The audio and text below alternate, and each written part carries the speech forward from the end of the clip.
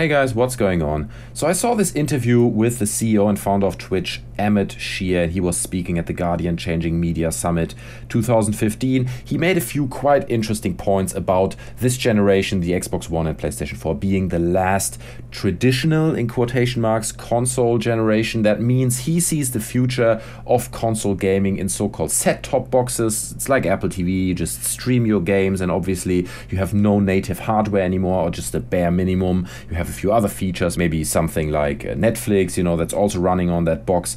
He justified that point by basically saying that hardware progresses too quickly on other platforms, specifically the PC. An upgrade cycle of 5 to 7 years just doesn't work anymore. The console hardware will get outdated way too much after 3, 4, 5 years maybe. So he thinks we need something like a streaming platform that is basically a bit more flexible and can adjust to the ever-changing hardware market. Now, on the very basic level, I do agree with him. I think in the future we will definitely all stream our games, more or less. It is kind of the future, but will already the next generation of consoles be only based on that feature? I'm not entirely sure. I mean, let's just kind of paint that picture. Let's see where we would go with that.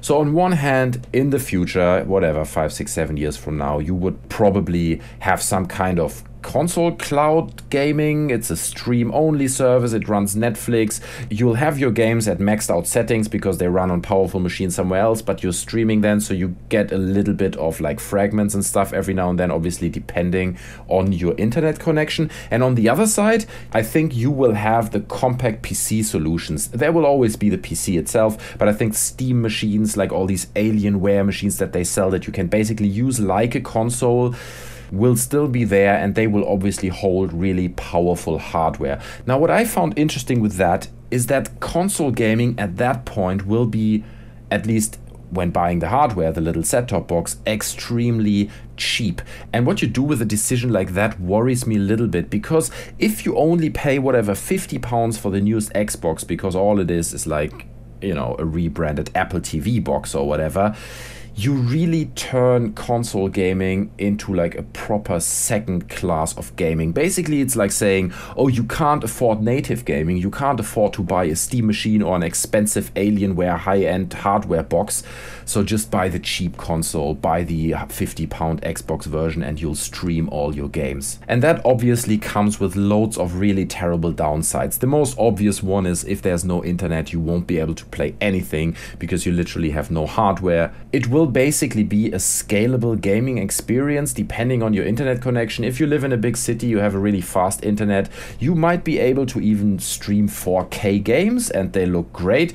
If you live in a little bit more of a rural area, whether it is, in the US with Comcast, or in England, or in Germany, anywhere, your game will be scaled down depending on your internet connection, and you might have a really shit experience. The next aspect of it is like subscription-based and rentable games. We've seen it with PlayStation Now. Sony now incorporates these features already into their new televisions, and you basically just need an app that runs on your smart TV, and you rent the games via subscription, so you don't even own the games anymore. All you do is you rent the game for a certain period of time, you finish it, and that's it. So all this creates a scenario where the basic box is really, really cheap, but then they have to charge for everything else to kind of turn money around. You will be charged for the games, you will be charged for subscriptions, they're probably going to have a movie service that you can pay for, you're probably going to be charged for online games, the accessories like controllers, still going to be crazy expensive. So they're going to make a lot of money with everything around the console, but the box itself will be really cheap. So I can really imagine that out of that,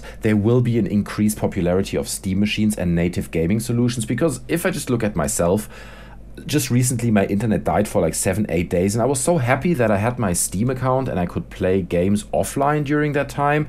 But again, you need to be able to afford it, and if you want to buy a Steam machine, I mean, look at the prices of the Alienware machines, they're crazy expensive. So if you can't afford, let's say, £800-900 just to buy a little box that sits under your TV, you basically have to go with the second class gaming in quotation marks and have to buy like a cheap Xbox/Apple TV stream box, whatever it is. And I personally find that really, really horrible. I don't want the gamers to be kind of divided up into groups. I think that's a horrible idea. And to be honest, I think Sony and Microsoft probably agrees at this point. I do not think that the next generations of consoles will be purely stream-based. Besides all the points that I just mentioned, the other big aspect is that people are just really nostalgic about consoles.